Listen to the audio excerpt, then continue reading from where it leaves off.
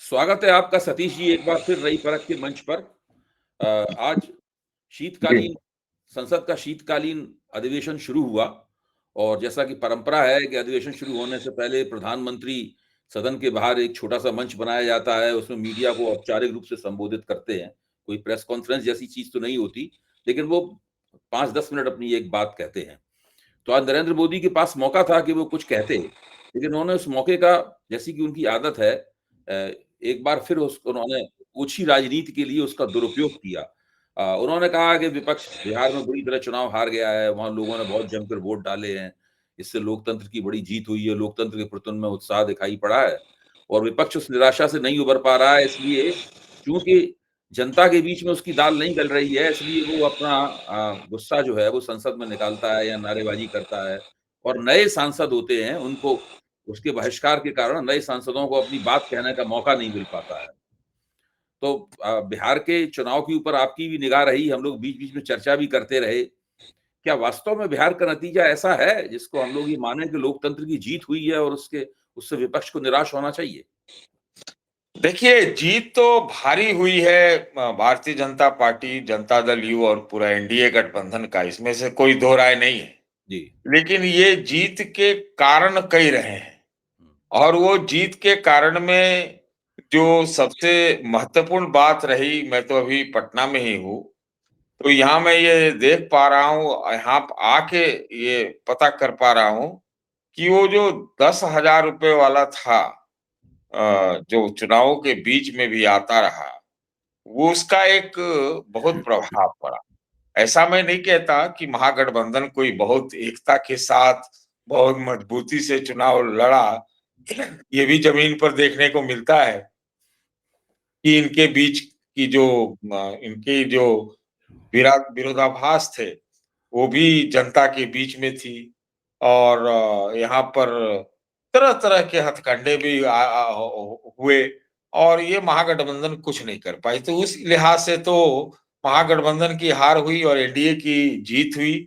भाजपा के लिए जीत, जो बिहार की जीत मैं समझता हूँ, हाल के चुनावों में सबसे ज़्यादा महत्वपूर्ण चुनाव बिहार का था और इसलिए उन्होंने हर कुछ दाँव पे लगा दिया, जिसमें 10,000 भी शामिल है, इसमें नीतीश जी भी शामिल हैं। क्योंकि इससे सीधा-सीधा जुड़ा हुआ था दिल्ली का तख्त।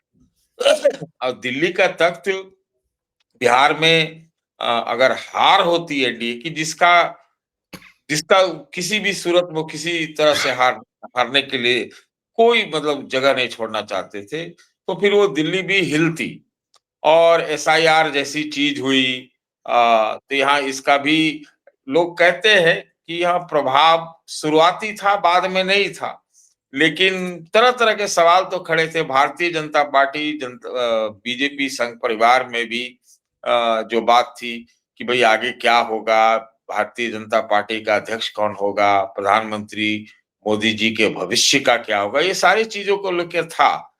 लेकिन ये कह देंगे कि ठीक है, जनता ने वोट दिया है, लेकिन मुद्दे तो अभी खड़े हैं, वो वाली बातें तो है। अभी जो ये वोट का मुद्दा है, एसआईआर का मुद्दा है, इसको लेकर कई तरह की बातें हो रही है। मुद्दे तो वो खड़े हैं और जो देश के मुद्दे हैं, जैसे बेरोजगारी का मुद्दा है, बड़ा मुद्दा है।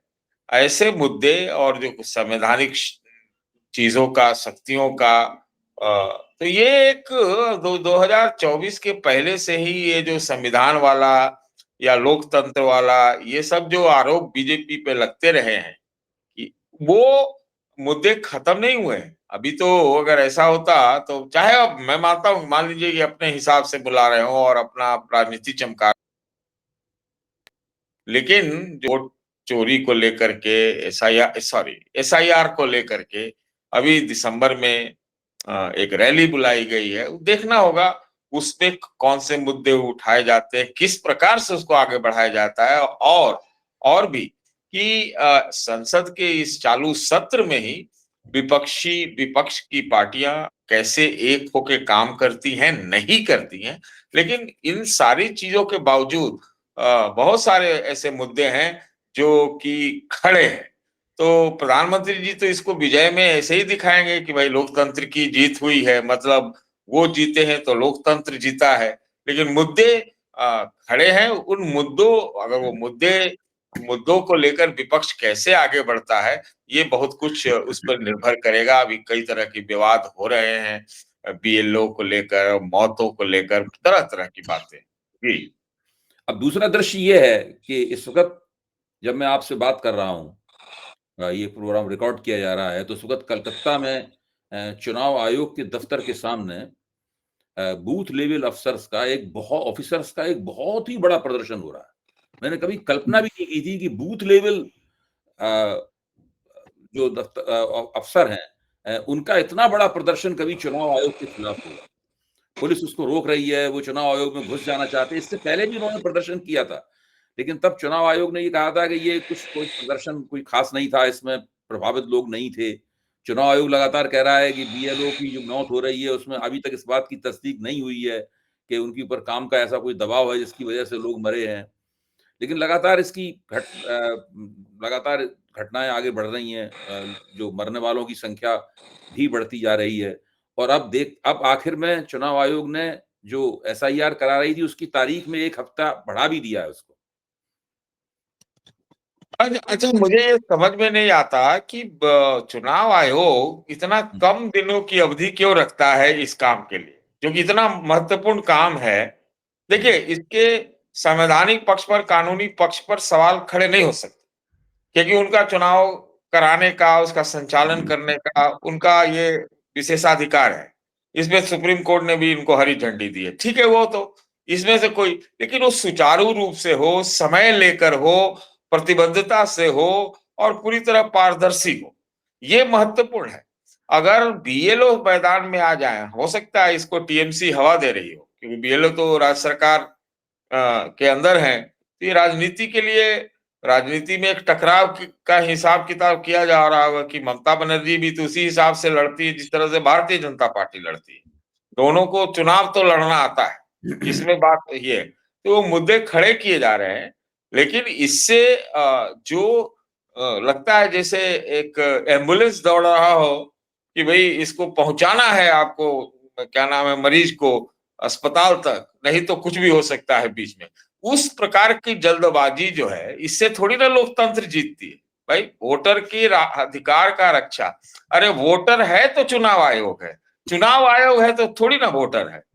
वोट की व्यवस्था है, वोट का लोकतंत्र है इस देश में, तो वोटरों को सुरक्षित करने का ये है बात। जी, जी, हाँ। आपने कहा तो वोटर ये है तो लोकतंत्र है। चुनाव आयोग की वजह से वोटर नहीं है, बल्कि वोटर की वजह से चुनाव आयोग है। ये कह रहे थे आप? जी। जी, मैं ये कह रहा हूँ कि अगर संविधान का दस्तावेज है, हमने एक इलेक्टेड डेमोक्रेसी का जो तंत्र बनाने का फैसला किया, उसके वजह से ये प्रजा का राज है, इसलिए प्रजातंत्र हम कहते हैं। तो प्रजा सर्वोपरि है, तो चुनाव आयोग उसकी सहायता के लिए है, उनके हित के लिए है। ये नहीं है कि उसके चौधरी बनने के लिए है।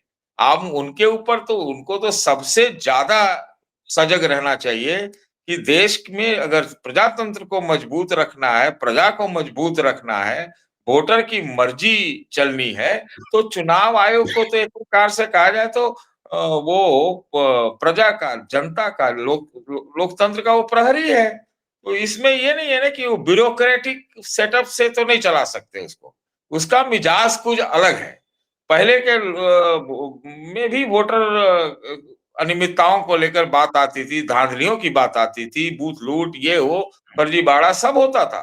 लेकिन पहले का जो चुनाव आयोग था, वो रिस्पॉन्सिव जरूर था, अपने आप को जवाबदेह जैसा कम से कम आपको एहसास कराता था।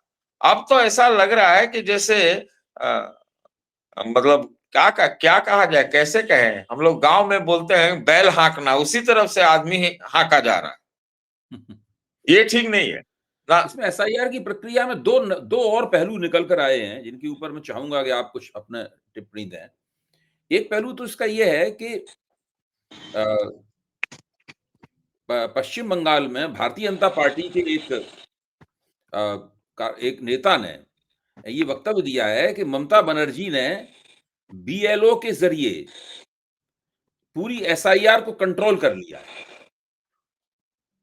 ये उन्होंने बयान दिया कि बीएलओ के जरिए ममता बनर्जी ने पूरी एसआईआर पे अपना नियंत्रण कायम कर लिया है।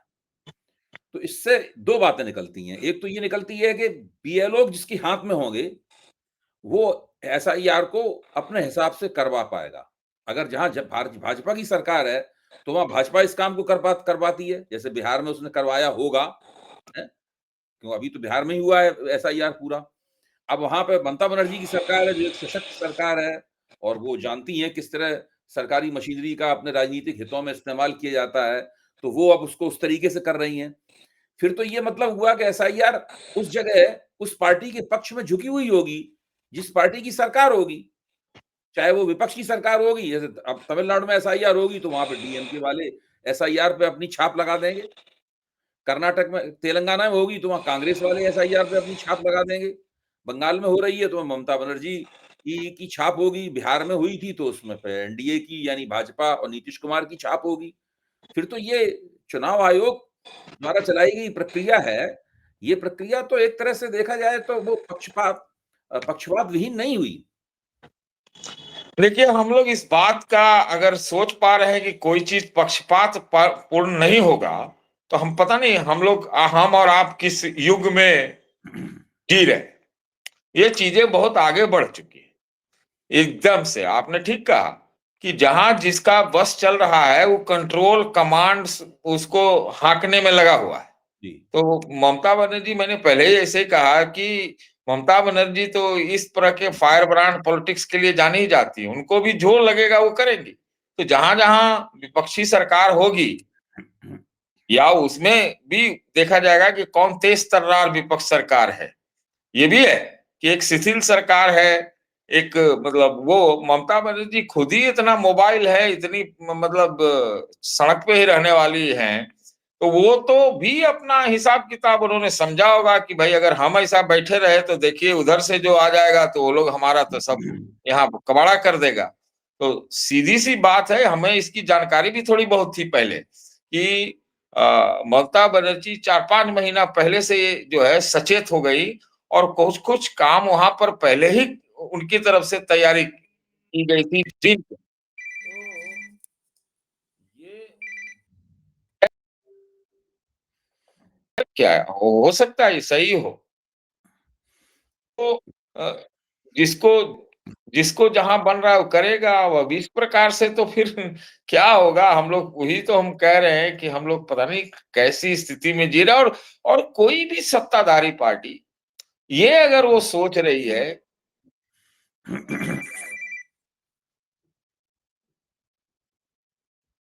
जी। अगर ये सोच के तक वो लोकतंत्र है, उन्हीं के सत्ता चल जाए, बस उसी तक ये भारत में लोकतंत्र मतलब जिस प्रकार से चला ले, तो भविष्य को लेकर वो बहुत सारे खतरों को आमंत्रण दे रहे हैं, बल्कि हम तो कहेंगे कि आमंत्रण दे चुके हैं। तो ऐसी स्थिति होगी तो ये तो जबरन वाली बात हो जाएगी ना। ये है कि सत्ताधारी पार्टी कहीं की भी हो, वो इस दोनों पे ये चीजें लागू होती है कि वो इस प्रकार के मानसिकता से तो कोई भी वही बात हो गई। ये तो क्या किया जाए, कहा जाए जबरन। ये तो बहुत माने तरह के दिमाग में शब्द आ रहे हैं, मैं जिसका इस्तेमाल नहीं करना चाहता।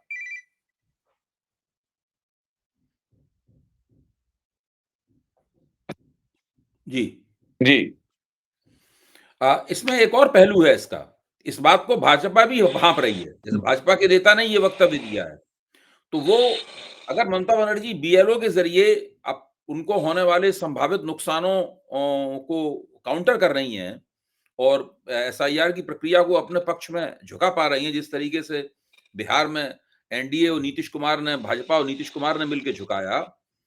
दूसरी तरफ चूंकि चुनाव आयोग पूरी तरीके से लगता है ऐसा कि भाजपा के साथ पार्टनरशिप किए हुए है, तो उन लोगों ने एक नया हथकंडा निकाला है इसकी काट निकालने का। वो हथकंडा कुछ इस प्रकार का है कि उन्होंने ममता बनर्जी द्वारा दिए गए जो डेटा एंट्री ऑफिसर्स हैं, उनका इस्तेमाल करने से इनकार कर दिया है और वो अपने 10,000 नए डेटा एंट्री ऑफिसर जो हैं वो भर्ती कर रहे हैं और 50 सॉफ्टवेयर डेवलपर भर्ती कर रहे हैं। वहां के आयोग ने केंद्र को लिखा है कि आप हमें इनको भर्ती करने की इजाजत दीजिए, वो 1 साल के लिए भर्ती करेंगे उनको। तो इतना पैसा खर्च करने के लिए चुनाव आयोग तैयार है, लेकिन वो राज्य सरकार के डेटा एंट्री जो ऑपरेटर हैं, उनसे काम लेने के लिए तैयार नहीं है। इसका मतलब हुआ कि ममता बनर्जी बीएलओ के जरिए जो फॉर्म यानी जो डेटा सप्लाई करेंगी डिजिटाइजेशन के लिए, उसका डिजिटाइजेशन जो होगा वो फिर उनकी अपनी मर्जी से होगा, चुनाव आयोग की मर्जी से। वो क्या चीज डिजिटाइज करते हैं, फॉर्म में क्या लिखा हुआ है, वो कौन मिलान कर सकता है? कोई नहीं मिलान कर सकता।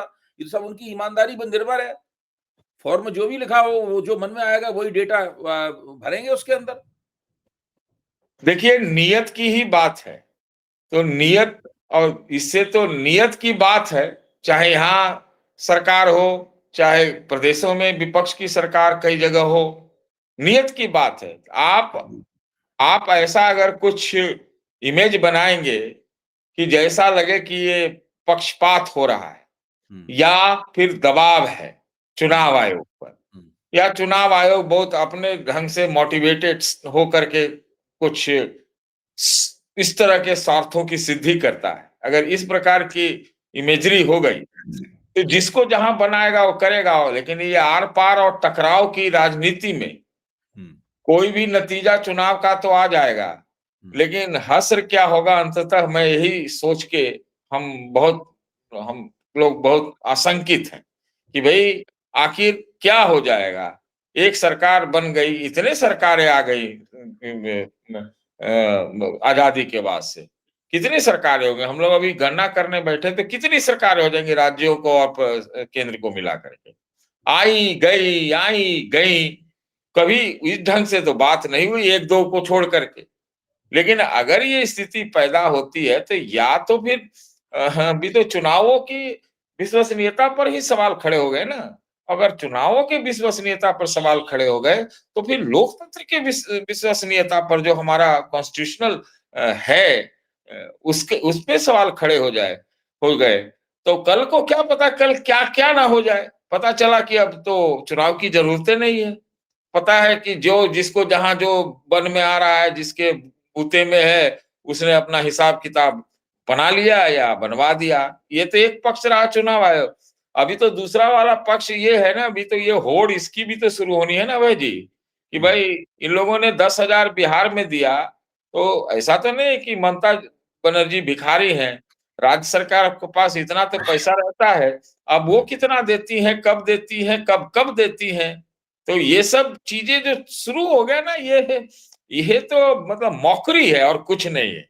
और ये बहुत गंभीर प्रश्न खड़े कर रहे हैं भविष्य के लिए, और उसके लिए बहुत मतलब क्या कहा जाए, बहुत ही गंभीर चुनौती खड़ा कर रहे हैं। नहीं, अब इसमें ये भी, जैसे आपने जो बात कही है, इससे मेरा ध्यान उस तरफ जाता है कि अब इस बात का पक्का प्रमाण मिल गया है कि लोगों को जो पहली किश्त 10-10 हज़ार रुपए की दी गई थी, तो वो विश्व बैंक ने बिहार को जो कर्ज दिया था उसकी उसमें से दी गई थी। अच्छा, विश्व बैंक, हाँ, विश्व बैंक के ये तो अर्थशास्त्रियों ने कह दिया है इस बात को। प्रोफेसर अरुण कुमार से मेरी चर्चा हुई, उन्होंने इस बात को साफ तौर पे कहा है। तो जब विश्व बैंक तो इसके लिए पैसा दिया नहीं होगा विश्व बैंक ने कि अब आप लोगों को 10-10 हज़ार रुपए देंगे स्वरोजगार के नाम पर। वो तो किसी योजना के नाम पर पैसा देता है और केंद्र सरकार उसकी गारंटी लेती है, तब वो विश्व बैंक किसी राज्य को कर्ज देता है। और उस पैसे को आप किसी दूसरे काम में नहीं लगा सकते। उस पैसे को दूसरे काम में तभी लगा सकते हैं जब केंद्र सरकार विश्व बैंक से उसकी इजाजत ले ले, विशेष इजाजत ले ले उसकी। इसका सीधा मतलब देखिए, ये, एक मिनट, उसका सीधा मतलब ये हुआ कि केंद्र सरकार ने विश्व बैंक से इसकी इजाजत लेकर बिहार सरकार को ये पैसे देने दिए। जी विश्व बैंक देखिए, के एक और इसका पहलू है। दूसरा पहलू ये है कि चुनाव आयोग ने फिर इन्होंने दोबारा जब आचार संहिता लागू थी तब उन्होंने दूसरी एक किश्त बांटी। सुना ये गया है कि चुनाव आयोग ने उनको लिखित इजाजत दी। चुनाव आयोग ने इसकी उन्हें लिखित इजाजत दी। तो क्या चुनाव आयोग इस तरह की लिखित इजाजत जरूरत पड़ने पे ममता बनर्जी को भी देगा कि आप आचार संहिता लगी हो उस वक्त आप इस तरह का धन का वितरण कर पाए? स्टालिन को भी देगा तमिलनाडु में? ये दोनों पहलू हैं। और अब तो ये कहा जा रहा है कि केंद्र सरकार ने चूंकि ये मान लिया है भाजपा ने कि अगली सरकार तो भाजपा की ही बननी है, चाहे वो 5 साल से पहले ही बन जाए या 5 साल के बाद बने बिहार में। इसलिए वो पूरी तरह केंद्र सरकार कोशिश करेगी कि भाजपा जो एनडीए सरकार है अपने सारे वायदे पूरे करे, जितने पैसे बाँटने के वायदे किए हैं, सब पैसे वो बाँटे। इसके लिए केंद्र बड़े पैमाने पर बिहार को बड़ी पैमाने पर असाधारण आर्थिक सहायता देने वाला है, ताकि वो रुपए लोगों में बाँटे जा सकें। पता नहीं क्या होगा, इसके बारे में तो हम कुछ नहीं कह सकते कि वो दे पाएँगे कि नहीं दे पाएँगे। क्या सारे जगह जो पैसे जिसको एक समय भाजपा के लोग रेवड़ी कहते थे, चाहे वो मध्य प्रदेश जब मध्य प्रदेश में उन्होंने पैसे दिलवाए, महाराष्ट्र में दिलवाए, तो उसका आगे क्या हुआ? उसके तरह के कई उस पर कई सवाल खड़े हो रहे हैं कि कितने दिए गए, आगे उसमें कौन से क्लॉज़ लगाए गए? ये कब तक देना उचित है, ये भी या फिर वो इकोनॉमिक है कि नहीं? तो एक तो प्रश्न उसका ये है। ये तो चुनाव के समय ये सब जो खैरात बँटता है, तो हम ये देख रहे हैं कि बिहार में बाकी योजनाओं के लिए बिहार को आर्थिक पैकेज वो सब तो मिल सकता है। वो मिल सकता है, उसमें मैं इनकार नहीं कर रहा हूँ। देना अनिवार्य भी है, ऐसा भी मैं समझता हूँ। यहाँ पर आप आएँ तो देखिए कि क्या स्थिति है, वो देना है। अगर आप विकसित भारत चाहते हैं तो, या बिहार को विकसित देखना चाहते हैं तो। यहाँ पर सामाजिक न्याय की राजनीति जो अब तक चली है जातियों की, उससे आगे तो बढ़ना पड़ेगा। वो रहे लेकिन साथ भी जो बाकी वाले जो पैमाने हैं डेवलपमेंट के, जो बाकी जगह आ रहे हैं, आ गए हैं बहुत जगह, वो उसका कुछ अंश तो बिहार में आए, तो वो एक पक्ष है। दूसरा पक्ष ये है कि बिहार में जो ये 2 लाख वाला योजना डाला गया है, दिया गया है, जिसमें 10,000 रुपया दिया गया, चुनावों के बीच में डाला गया, तो वोटिंग से पहले डाला गया। मुझे नहीं लगता है कि ये इस योजना को पूरा कर पाएँगे। ये वन ऑफ मेरे ख्याल से चुनाव के समय का एक ये एक इन्वेंशन था, आविष्कार था, जो कि पहली बार इस तरह से देखने को मिला। इतना रुपया जो दिया गया, है ना? पहले तो ये भी था कि 10,000 रुपए मिल रहे हैं तो फिर हल्ला सबने उड़ा दिया कि भई ये तो वापस सरकार ले लेगी।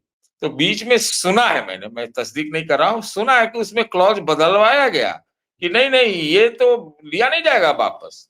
इसमें तो अभी आपको 1,90,000 और दे दिया जाएगा, जो 10,000 गया है, तो जो लोग कोई कारोबार वगैरह शुरू करते हैं। लेकिन कितने लोग कारोबार शुरू करेंगे? महिलाओं के नाम पर है, क्या होगा? पैसा कहाँ से होगा? तो ये एक प्रकार से ट्रांज़ैक्शन ही था मेरे ख्याल से मोटे तौर पे। दूसरा पक्ष ये जो आपने वर्ल्ड बैंक वाली बात कही है, आज के डेट में आप किससे क्या पूछ लेंगे, ये बड़ा महत्वपूर्ण है। आपको जवाब देने वाला कौन है? ये तो आप बताएँ कि जवाब कौन देगा कि कहाँ से पैसा आया, डाइवर्सन हुआ, क्या हुआ, नहीं हुआ और वो तो सिर्फ़ 14,000 करोड़ रुपए की बात की जा रही है। क्या 14,000 करोड़ रुपए ही बटे हैं क्या? ये मेरा प्रश्न है। क्या सिर्फ़ 14,000 करोड़ है? कितना है, क्या है ना? बिहार में तो हमको जो-जो पता चला हम बहुत तरकीब लगाए भाई, कि ये तो चुनाव के बीच में इजाज़त मिली, उसमें लिखित हुआ, सब कुछ हो गया, सब कुछ हो गया, जवाब मिलेगा नहीं। और चुनाव आयोग तो कुछ भी नहीं बोलेगा, उन्होंने तो हरी झंडी दी, लेकिन चुनाव आयोग ने तो कई जगह रोका भी है ऐसी चीज़ों को, घोषणाओं को, चाहे राजस्थान की बात हो, आंध्रा तेलंगाना की बात की जाती है, उड़ीसा की बात की जाती है, वहाँ पर रोका गया। तो यहाँ इजाज़त क्यों दी गई भई? अचानक से कौन-सी इमरजेंसी आ गई बिहार में? देखिए, आपको इसका जवाब नहीं मिलने वाला। क्यों वही बात है कि अब तो बलात् के सिस्टम में हम लोग आ गए ना, जिसको जहाँ जो बनाए किसी कीमत पर कुछ भी कर लेना है। चाहे वो इसका ले, चाहे उसका ले, चाहे उसका ले। तो जो जिसका जैसे चल पाया वो चला ले, लेकिन कितना दिन ये चला पाएँगे या कौन चला पाएगा? कोई भी नहीं चला सकता इसको। एकदम सीधी-सी बात है। मैं पैसे की बात नहीं कर रहा हूँ। ये इस प्रकार का जो चीज़ चलाया जा रहा है जिस मानसिकता से, ये बहुत गंभीर खतरा है। मैं इसको कैसे खोल के बोल सकता हूँ? लेकिन इससे क्या हो जाएगा? मैं तो घूम रहा हूँ पटना में तो सब लोग यही बात कर रहे हैं, है कि नहीं? कि भई दिया गया किसको खराब लगता है? सबने ले भी लिया है, कितना लोग तो बता भी नहीं पा रहे हैं, कितना लोगों ने तो उसे छठ भी कर लिया, कितने लोगों ने तो कुछ-कुछ कर लिया और उनको एकदम पूरे तरह से जो है तो वो अब कौन-सा व्यापार शुरू कर लेंगे भाई कब कैसे होगा, कौन इसकी योजना ये सब कुछ नहीं है। तो जो ये आप कर रहे हैं तो दूसरा भी यही करेगा और दूसरा करते भी आए कुछ-कुछ ऐसा, लेकिन थोड़ा-सा उसका आवरण अलग था। ये तो एकदम बिल्कुल साफ-साफ था कि भई लो पैसे वोट दो। तो ये हमारा कहना है, कुछ नहीं पता चलेगा। अब इसी प्रकार से सब में होड़ होगी, इसलिए मैंने कहा कि जिसको जहाँ बन पाया वो ये काम कर लेगा। हो सकता है ममता बनर्जी के इस काम पे अभी तो उस पे भी, बीएलओ वाले पे भी एक टकराव की होगी बात और वो टकराव में जिसने ज़्यादा जो बढ़िया से अपना पोज़ीशनिंग की, वो उसको मुद्दा बना के अपने पक्ष में कर लेगा। एक तो ये बात है। दूसरा कि ममता बनर्जी तो खुद से ही पहले से ही वो मदद के नाम पर, वेलफेयर के नाम पर जिसको बहुत लोग रेवड़ी कहते थे, वो करती रही है। महिलाओं में भी उनकी योजना है, बहुत सारी है। तो वो आप क्या करिएगा? ये तो अच्छा है कि आपने बिहार में ऐसा कर दिया। तो बिहार में आपने सबको रास्ता दिखा दिया है। तो आप एक वो पहले देंगी, पैसे दिलवाएँगी लोगों को और कुछ जानबूझ के उस ढंग से रखेंगी कि चुनाव आयोग से टकराव। हो सकता है। तो चुनाव आयोग से टकराव होगा और उसका वो प्रचार तंत्र में पूरा इस्तेमाल करेंगी कि देखो ये देने नहीं दिया, अगर रोका ज गया तो। तो इस तरह से राजनीति होगी और क्या। बिल्कुल आप उनसे देखिए एक चीज़ पक्का है अ कि ममता बनर्जी और बीजेपी पोलराइज़ ज़रूर बंगाल को कर चुकी है, लेकिन ममता बनर्जी से इतना जल्दी टकरा भी जाना, ठीक है, इस बार थोड़ा चुनौती होगा ममता बनर्जी के लिए, लेकिन ममता बनर्जी भी तो इसी सब की उस्ताद है। मतलब ममता बनर्जी भारतीय जनता पार्टी जिसको टिट फॉर टैट कहते हैं, जैसे को तैसा कहते हैं, जो हथकंडे भारतीय जनता पार्टी के पास हैं, वैसे हथकंडे ममता बनर्जी के पास भी हैं, जो रवैया भाजपा के पास है। तो भाजपा को वहाँ पर ममता बनर्जी के रूप में एक ऐसी प्रतिनिधि मिली है, जो कि भाजपा को उसकी उसी की शैली में जवाब दे सकती है। लेकिन ममता जैसा बन कि आपका कहना है और मैं आपकी बात से सहमत हूँ ये पूरी स्थिति, ये पूरी दशा लोकतंत्र के लिए बहुत ही संगीन समय के अंदेशों से भरी हुई है। जी, इससे लोकतंत्र स्वस्थ नहीं हो रहा है, चाहे वो इस तरफ से हो, चाहे उस तरफ से हो या प्रतियोगिता के जोश में दोनों तरफ से हो। ये जी, बहुत ये बहुत मुश्किल समय है और जिन संस्थाओं को तटस्थ तरह के काम करना चाहिए था, लोकतंत्र के प्रहरी के तौर पे काम करना चाहिए था, जैसे कि चुनाव आयोग, वो भी ऐसा नहीं कर रहा है। तो वैसे में हमारा लोकतंत्र कहाँ जाएगा? हम लोग किन गहराइयों में जाएगा? क्या किस दुर्दशा को प्राप्त करेगा? उसके ऊपर जैसे-जैसे घटनाक्रम आगे बढ़ेगा, हम लोग उसके ऊपर निगाह रखेंगे और आपस में चर्चा करते रहेंगे। बहुत-बहुत धन्यवाद सतीश जी। नमस्कार।